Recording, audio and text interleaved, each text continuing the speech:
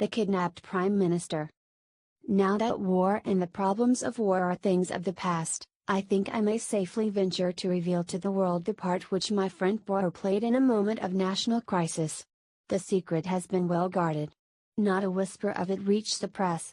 But, now that the need for secrecy has gone by, I feel it is only just that England should know the debt it owes to my quaint little friend, whose marvelous brain so ably averted a great catastrophe. One evening after dinner, I will not particularize the date, it suffices to say that it was at the time when peace by negotiation was the parrot cry of England's enemies, my friend and I were sitting in his rooms. After being invalided out of the army, I had been given a recruiting job, and it had become my custom to drop in on Poirot in the evenings after dinner and talk with him of any cases of interest that he might have on hand. I was attempting to discuss with him the sensational news of that day, no less than an attempted assassination of Mr. David McAdam, England's Prime Minister. The account in the papers had evidently been carefully censored. No details were given, save that the Prime Minister had had a marvelous escape, the bullet just grazing his cheek. I considered that our police must have been shamefully careless for such an outrage to be possible. I could well understand that the German agents in England would be willing to risk much for such an achievement. Fighting Mac, as his own party had nicknamed him, had strenuously and unequivocally combated the pacifist influence which was becoming so prevalent. He was more than England's Prime Minister, he was England, and to have removed him from his sphere of influence would have been a crushing and paralyzing blow to Britain. Poirot was busy mopping a grey suit with a minute sponge. Never was there a dandy such as Hercule Poirot. Neatness and order were his passion. Now, with the odor of benzine filling the air, he was quite unable to give me his full attention. "In a little minute I am with you, my friend. I have all but finished. The spot of grease, he is not good, I remove him, so." He waved his sponge. I smiled as I lit another cigarette. "Anything interesting on?" I inquired, after a minute or two. "I assist how do you call it ? Charlady to find her husband. A difficult affair, needing the tact. For I have a little idea that when he is found he will not be pleased. What would you? For my part, I sympathize with him. He was a man of discrimination to lose himself." I laughed. "At last. The spot of grease, he is gone. I am at your disposal." "I was asking you what you thought of this attempt to assassinate McAdam?" "Enfannage," replied Poirot promptly. "One can hardly take it seriously. To fire with the rifle, never does it succeed. It is a device of the past." "It was very near succeeding this time," I reminded him. Poirot shook his head impatiently. He was about to reply when the landlady thrust her head round the door and informed him that there were two gentlemen below who wanted to see him. "They won't give their names, sir, but they says as it's very important." "Let them mount," said Poirot, carefully folding his grey trousers. In a few minutes the two visitors were ushered in, and my heart gave a leap as in the foremost I recognized no less a personage than Lord Leicester, leader of the House of Commons, whilst his companion, Mr. Bernard Dodge, was also a member of the War Cabinet, and, as I knew, a close personal friend of the Prime Minister. "Monsieur Poirot?" said Lord Leicester interrogatively. My friend bowed. The great man looked at me and hesitated. "My business is private." "You may speak freely before Captain Hastings," said my friend, nodding to me to remain. "He has not all the gifts, no. But I answer for his discretion." Lord Leicester still hesitated, but Mr. Dodge broke in abruptly. "Oh, come on, don't let's beat about the bush. As far as I can see, the whole of England will know the whole we're in soon enough. Time's everything." "Pray be seated, messieurs," said Poirot politely. "Will you take the big chair, milord?" Lord Leicester started slightly. "You know me?" Poirot smiled. "Certainly. I read the little papers with the pictures. How should I not know you? Monsieur Poirot, I have come to consult you upon a matter of the most vital urgency. I must ask for absolute secrecy." "You have the word of Hercule Poirot, I can say no more," said my friend grandiloquently. "It concerns the Prime Minister. We're in grave trouble. We're up a tree," interposed Mr. Dodge. "The injury is serious, then?" I asked. "What injury?" "The bullet wound." "Oh, that!" cried Mr. Dodge contemptuously. "That's old history. As my colleague says," continued Lord Lister, "that affair is over and done with. Luckily, it failed. I wished I could say as much for the second attempt." "There has been a second attempt, then?" "Yes, though not of the same nature.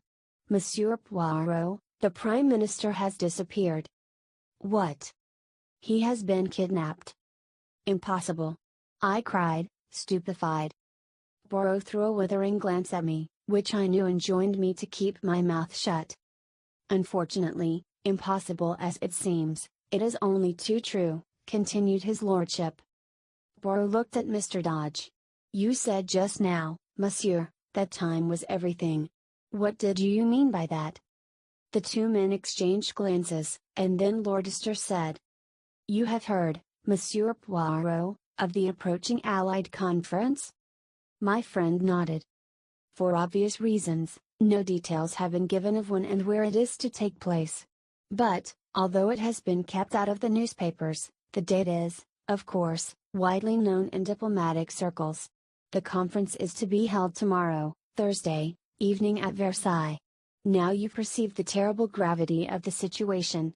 I will not conceal from you that the Prime Minister's presence at the conference is a vital necessity. The pacifist propaganda, started and maintained by the German agents in our midst, has been very active. It is the universal opinion that the turning point of the conference will be the strong personality of the Prime Minister. His absence may have the most serious results, possibly a premature and disastrous peace. And we have no one who can be sent in his place. He alone can represent England." Poirot's face had grown very grave. "Then you regard the kidnapping of the Prime Minister as a direct attempt to prevent his being present at the conference?" "Most certainly I do. He was actually on his way to France at the time." "And the conference is to be held?" "At 9 o'clock tomorrow night." Poirot drew an enormous watch from his pocket. "It is now 9:15. 24 hours, said Mr. Dodge thoughtfully. "And a quarter," amended Poirot. "Do not forget the quarter, monsieur, it may come in useful. Now for the details. The abduction, did it take place in England or in France?" "In France. Mr. McAdam crossed to France this morning. He was to stay tonight as the guest of the Commander-in-Chief, proceeding tomorrow to Paris. He was conveyed across the Channel by destroyer. At Boulogne he was met by a car from General Headquarters and one of the Commander-in-Chief's ADCS. Eh bien? Well, they started from Boulogne, but they never arrived." "What?" "Monsieur Poirot, it was a bogus car and a bogus ADC. The real car was found in a side road, with the chauffeur and the ADC neatly gagged and bound." "And the bogus car?" "Is still at large." Poirot made a gesture of impatience. "Incredible. Surely it cannot escape attention for long?" "So we thought. It seemed merely a question of searching thoroughly. That part of France is under military law. We were convinced that the car could not go long unnoticed.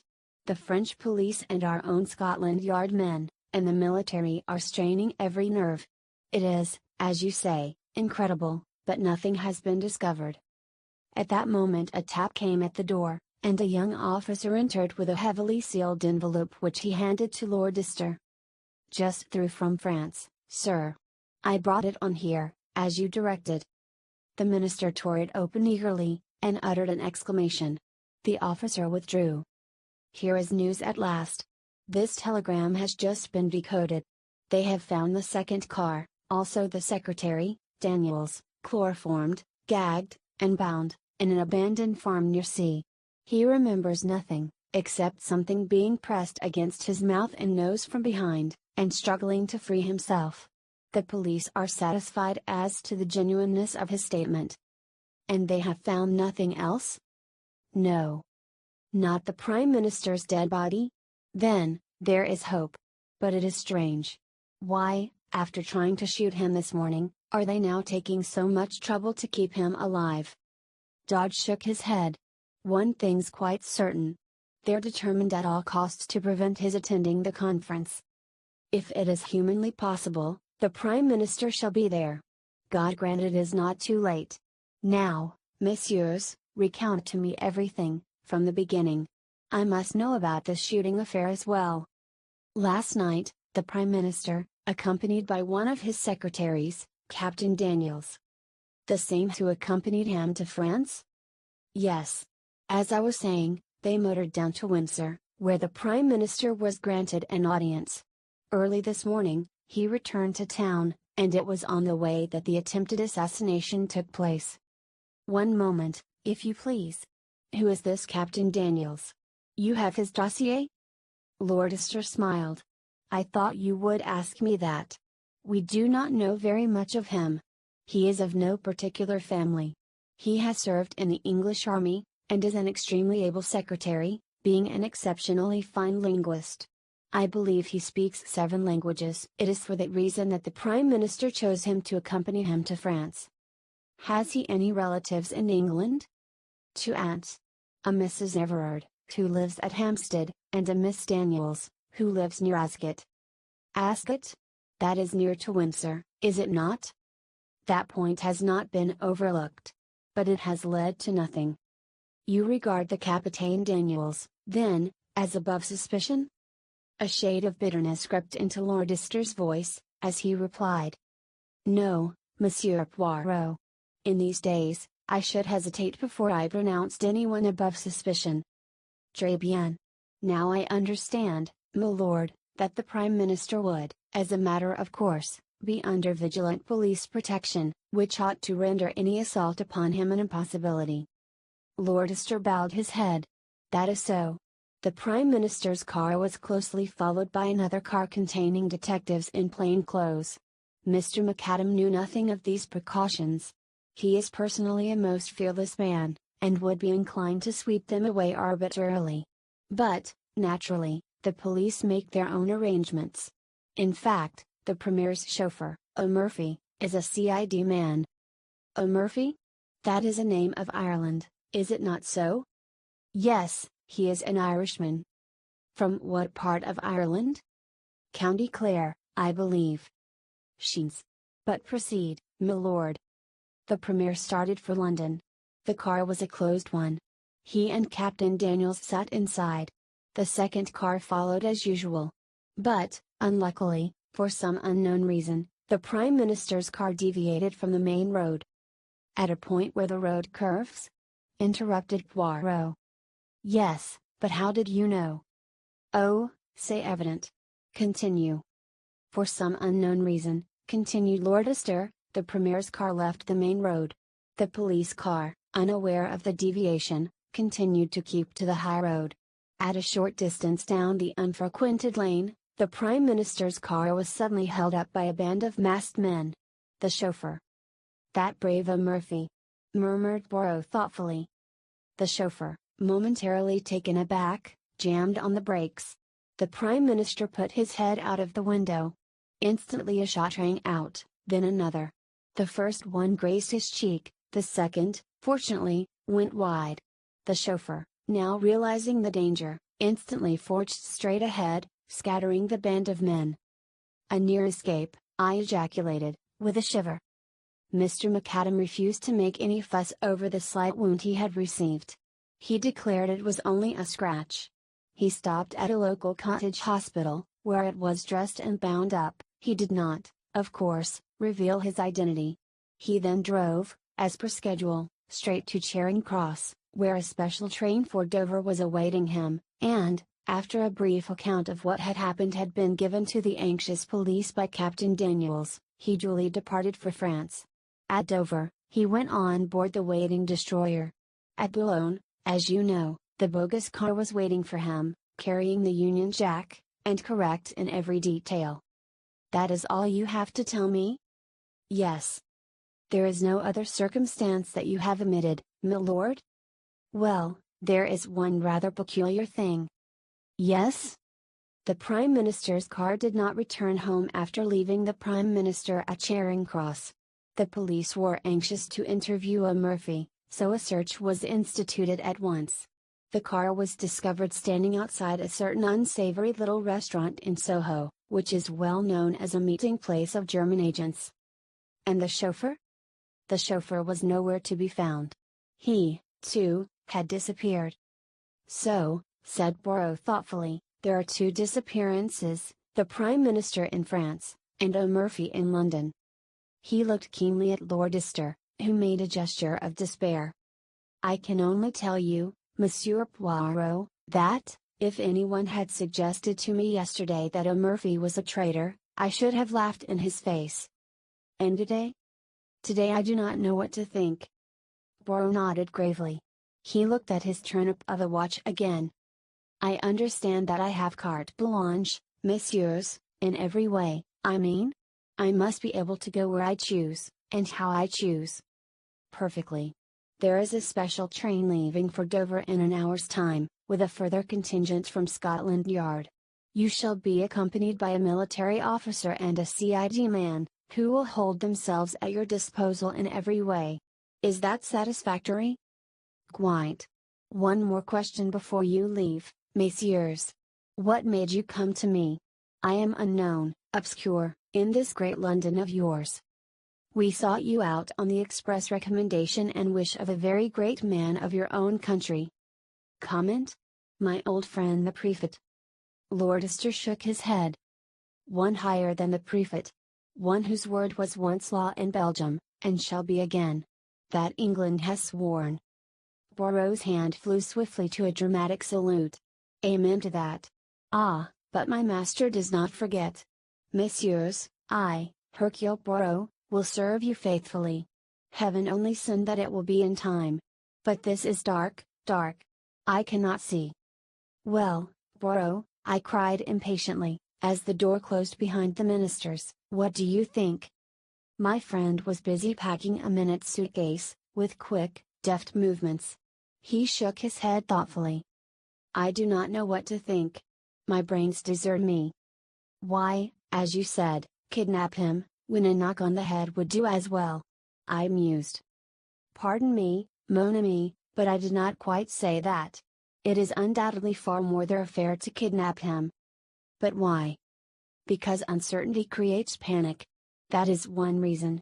Were the Prime Minister dead, it would be a terrible calamity, but the situation would have to be faced. But now you have paralysis.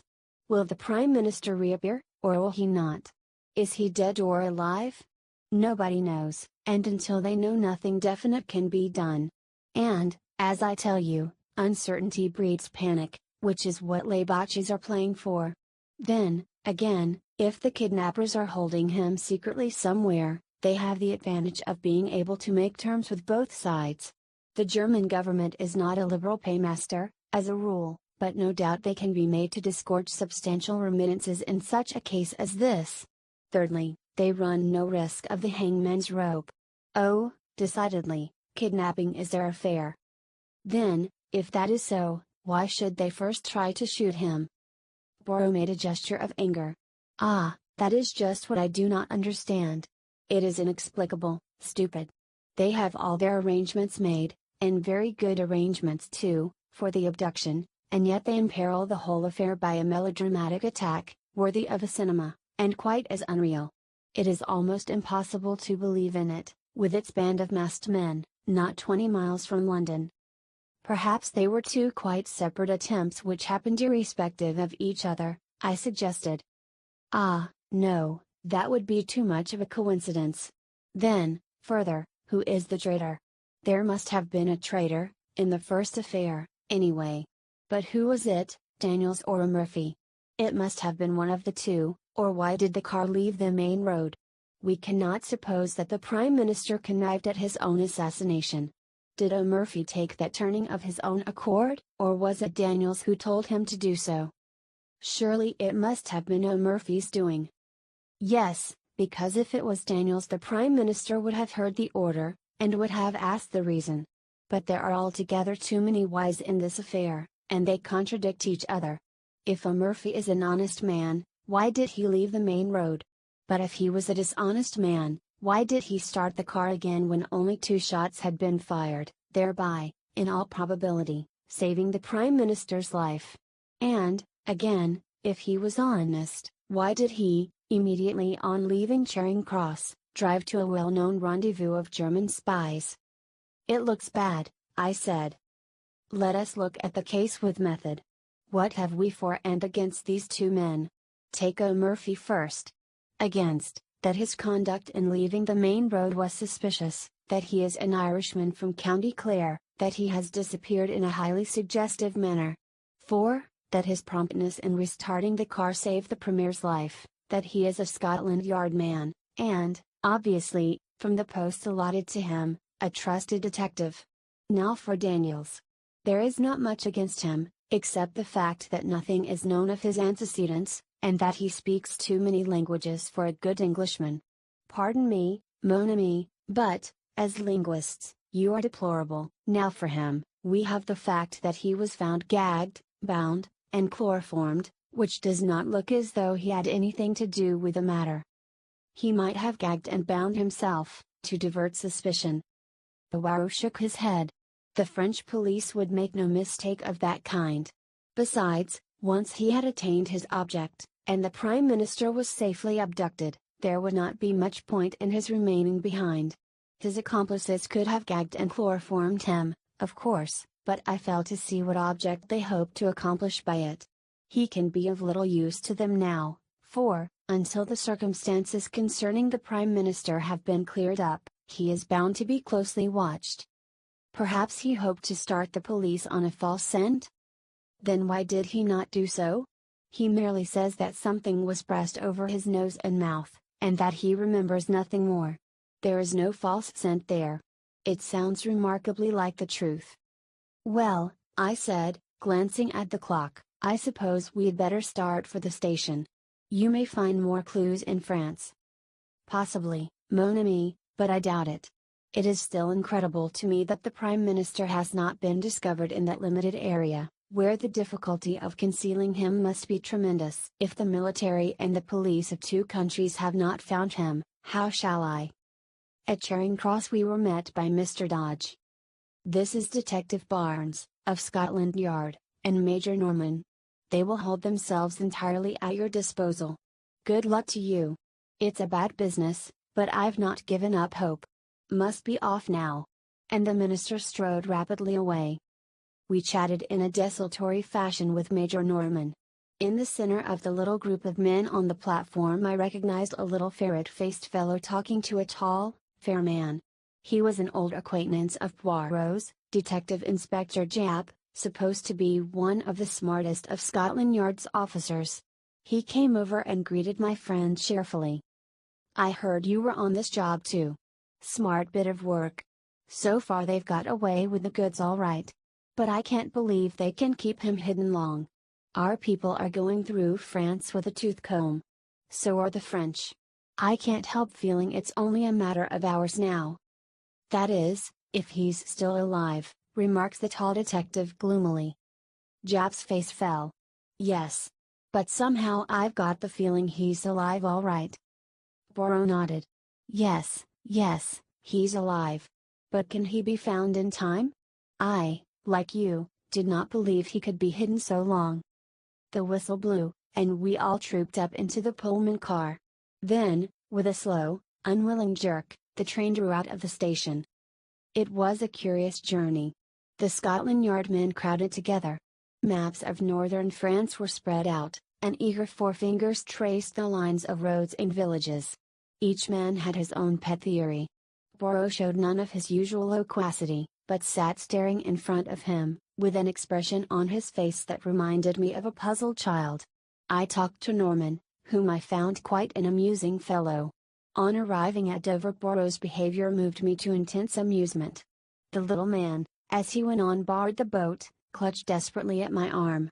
The wind was blowing lustily. Mon Dieu! He murmured. This is terrible. Have courage, Poirot, I cried. You will succeed. You will find him. I am sure of it. Ah, mon ami, you mistake my emotion. It is this villainous sea that troubles me. The mal de mer, it is horrible suffering. Oh! I said, rather taken aback. The first throb of the engines was felt, and Poirot groaned and closed his eyes. Major Norman has a map of northern France if you would like to study it. Poirot shook his head impatiently. But no. Leave me, my friend. See you, to think, the stomach and the brain must be in harmony. Lavergier has a method most excellent for averting the mal de mer. You breathe in, and out, slowly, so, turning the head from left to right and counting 6 between each breath. I left him to his gymnastic endeavors, and went on deck. As we came slowly into Boulogne harbor, Poirot appeared, neat and smiling, and announced to me in a whisper that Lavergier's system had succeeded to a marvel. Japp's forefinger was still tracing imaginary routes on his map. Nonsense. The car started from Boulogne, here they branched off. Now, my idea is that they transferred the Prime Minister to another car. See? Well, said the tall detective, I shall make for the seaports. 10 to 1, they've smuggled him on board a ship. Japp shook his head. Too obvious. The order went out at once to close all the ports. The day was just breaking as we landed. Major Norman touched Poirot on the arm. There's a military car here waiting for you, sir. Thank you, monsieur. But, for the moment, I do not propose to leave Boulogne. What? No, we will enter this hotel here, by the quay. He suited the action to the word, demanded and was accorded a private room. We 3 followed him, puzzled and uncomprehending. He shot a quick glance at us. It is not so that the good detective should act, eh? I perceive your thought. He must be full of energy. He must rush to and fro. He should prostrate himself on the dusty road and seek the marks of tires through a little glass. He must gather up the cigarette end, the fallen match? That is your idea, is it not? His eyes challenged us. But I, Hercule Poirot, tell you that it is not so. The true clues are within, here. He tapped his forehead. See you, I need not have left London. It would have been sufficient for me to sit quietly in my rooms there. All that matters is the little grey cells within. Secretly and silently they do their part, until suddenly I call for a map, and I lay my finger on a spot, so, and I say, the Prime Minister is there. And it is so. With method and logic one can accomplish anything. This frantic rushing to France was a mistake, it is playing a child's game of hide-and-seek. But now, though it may be too late, I will set to work the right way, from within. Silence, my friends, I beg of you. And for 5 long hours the little man sat motionless, blinking his eyelids like a cat, his green eyes flickering and becoming steadily greener and greener. The Scotland Yard man was obviously contemptuous, Major Norman was bored and impatient, and I myself found the time pass with wearisome slowness. Finally, I got up, and strolled as noiselessly as I could to the window. The matter was becoming a farce. I was secretly concerned for my friend. If he failed, I would have preferred him to fail in a less ridiculous manner. Out of the window I idly watched the daily leave boat, belching forth columns of smoke, as she lay alongside the quay. Suddenly I was aroused by Poirot's voice close to my elbow. Amos, let us start. I turned. An extraordinary transformation had come over my friend. His eyes were flickering with excitement, his chest was swelled to the uttermost. I have been an imbecile, my friends. But I see daylight at last. Major Norman moved hastily to the door. I'll order the car. There is no need. I shall not use it. Thank heaven the wind has fallen. Did you mean you were going to walk, sir? No, my young friend. I am no Saint Peter. I prefer to cross the sea by boat. To cross the sea? Yes. To work with method, one must begin from the beginning. And the beginning of this affair was in England.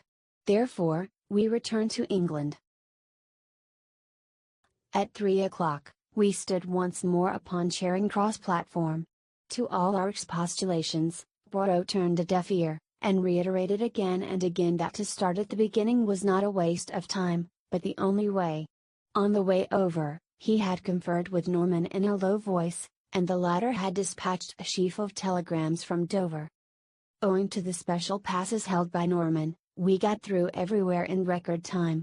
In London, a large police car was waiting for us, with some plainclothes men, one of whom handed a typewritten sheet of paper to my friend. He answered my inquiring glance. A list of the cottage hospitals within a certain radius west of London. I wired for it from Dover. We were whirled rapidly through the London streets. We were on the Bath Road. On we went, through Hammersmith, Chiswick, and Brentford. I began to see our objective. Through Windsor and on to Ascot. My heart gave a leap. Ascot was where Daniels had an aunt living. We were after him, then, not a Murphy. We duly stopped at the gate of a trim villa. Poirot jumped out and rang the bell. I saw a perplexed frown dimming the radiance of his face. Plainly, he was not satisfied. The bell was answered. He was ushered inside. In a few moments he reappeared, and climbed into the car with a short, sharp shake of his head. My hopes began to die down. It was past 4 now. Even if he found certain evidence incriminating Daniels, what would be the good of it, unless he could wring from someone the exact spot in France where they were holding the Prime Minister?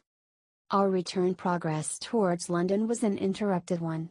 We deviated from the main road more than once, and occasionally stopped at a small building, which I had no difficulty in recognizing as a cottage hospital. Poirot only spent a few minutes at each, but at every halt his radiant assurance was more and more restored. He whispered something to Norman, to which the latter replied. "Yes, if you turn off to the left, you will find them waiting by the bridge." We turned up a side road, and in the failing light I discerned a second car, waiting by the side of the road. It contained 2 men in plain clothes. Poirot got down and spoke to them, and then we started off in a northerly direction, the other car following close behind. We drove for some time, our objective being obviously one of the northern suburbs of London. Finally, we drove up to the front door of a tall house, standing a little back from the road in its own grounds. Norman and I were left with the car. Poirot and one of the detectives went up to the door and rang. A neat parlor maid opened it. The detective spoke. "I am a police officer, and I have a warrant to search this house." The girl gave a little scream, and a tall, handsome woman of middle age appeared behind her in the hall. "Shut the door, Edith. They are burglars, I expect."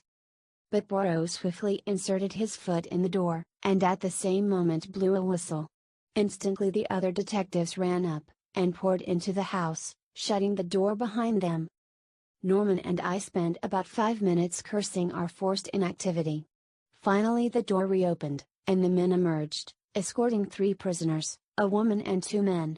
The woman, and one of the men, were taken to the second car. The other man was placed in our car by Poirot himself. "I must go with the others, my friend. But have great care of this gentleman. You do not know him, no? Eh bien, let me present to you, Monsieur O'Murphy." O'Murphy. I gaped at him open-mouthed as we started again. He was not handcuffed, but I did not fancy he would try to escape. He sat there staring in front of him as though dazed. Anyway, Norman and I would be more than a match for him. To my surprise, we still kept a northerly route. We were not returning to London, then. I was much puzzled. Suddenly, as the car slowed down, I recognized that we were close to Hendon Aerodrome. Immediately I grasped Poirot's idea. He proposed to reach France by airplane. It was a sporting idea, but, on the face of it, impracticable. A telegram would be far quicker. Time was everything. He must leave the personal glory of rescuing the Prime Minister to others. As we drew up, Major Norman jumped out, and a plainclothes man took his place. He conferred with Poirot for a few minutes, and then went off briskly. I, too, jumped out, and caught Poirot by the arm. "I congratulate you, old fellow. They have told you the hiding place? But, look here, you must wire to France at once. You'll be too late if you go yourself." Poirot looked at me curiously for a minute or two. "Unfortunately, my friend, there are some things that cannot be sent by telegram." At that moment Major Norman returned, accompanied by a young officer in the uniform of the Flying Corps. "This is Captain Lyle, who will fly you over to France. He can start at once." "Wrap up warmly, sir," said the young pilot. "I can lend you a coat, if you like." Poirot was consulting his enormous watch. He murmured to himself, "Yes, there is time, just time." Then he looked up, and bowed politely to the young officer. "I thank you, monsieur. But it is not I who am your passenger. It is this gentleman here." He moved a little aside as he spoke, and a figure came forward out of the darkness. It was the second male prisoner who had gone in the other car, and as the light fell on his face, I gave a gasp of surprise. It was the Prime Minister. "For heaven's sake, tell me all about it," I cried impatiently, as Poirot, Norman, and I motored back to London. "How in the world did they manage to smuggle him back to England?" "There was no need to smuggle him back," replied Poirot dryly. "The Prime Minister has never left England. He was kidnapped on his way from Windsor to London." "What?" "I will make all clear. The Prime Minister was in his car, his secretary beside him. Suddenly a pad of chloroform is clapped on his face." "But by whom?" "By the clever linguistic Captain Daniels. As soon as the Prime Minister is unconscious, Daniels picks up the speaking tube, and directs Murphy to turn to the right, which the chauffeur, quite unsuspicious, does. A few yards down that unfrequented road, a large car is standing, apparently broken down. Its driver signals to Murphy to stop. Murphy slows up. The stranger approaches. Daniels leans out of the window, and, probably with the aid of an instantaneous anesthetic, such as ethyl chloride, the chloroform trick is repeated. In a few seconds, the two helpless men are dragged out and transferred to the other car, and a pair of substitutes take their places." "Impossible." "Pas du tout. Have you not seen music hall turns imitating celebrities with marvelous accuracy? Nothing is easier than to personate a public character. The Prime Minister of England is far easier to understudy than Mr. John Smith of Clapham, say. As for Murphy's double, no one was going to take much notice of him until after the departure of the Prime Minister, and by then he would have made himself scarce. He drives straight from Charing Cross to the meeting place of his friends. He goes in as Murphy, he emerges as someone quite different. Murphy has disappeared, leaving a conveniently suspicious trail behind him. But the man who personated the Prime Minister was seen by everyone. He was not seen by anyone who knew him privately or intimately. And Daniels shielded him from contact with anyone as much as possible. Moreover, his face was bandaged up, and anything unusual in his manner would be put down to the fact that he was suffering from shock as a result of the attempt upon his life. Mr. McAdam has a weak throat, and always spares his voice as much as possible before any great speech. The deception was perfectly easy to keep up as far as France. There it would be impracticable and impossible, so the Prime Minister disappears. The police of this country hurry across the Channel, and no one bothers to go into the details of the first attack. To sustain the illusion that the abduction has taken place in France, Daniels is gagged and chloroformed in a convincing manner. And the man who has enacted the part of the Prime Minister rids himself of his disguise. He and the bogus chauffeur may be arrested as suspicious characters, but no one will dream of suspecting their real part in the drama, and they will eventually be released for lack of evidence. And the real Prime Minister? He and Murphy were driven straight to the house of Mrs. Everard, at Hampstead, Daniel's so-called aunt. In reality, she is Frau Bertha Ebenthal, and the police have been looking for her for some time. It is a valuable little present that I have made to them, to say nothing of Daniels. Ah, it was a clever plan, but he did not reckon on the cleverness of Hercule Poirot. I think my friend might well be excused his moment of vanity. When did you first begin to suspect the truth of the matter? When I began to work the right way, from within. I could not make that shooting affair fit in, but when I saw that the net result of it was that the Prime Minister went to France with his face bound up, I began to comprehend. And when I visited all the cottage hospitals between Windsor and London, and found that no one answering to my description had had his face bound up and dressed that morning, I was sure. After that, it was child's play for a minute like mine. The following morning, Poirot showed me a telegram he had just received. It had no place of origin, and was unsigned. It ran: "In time." Later in the day the evening papers published an account of the Allied conference.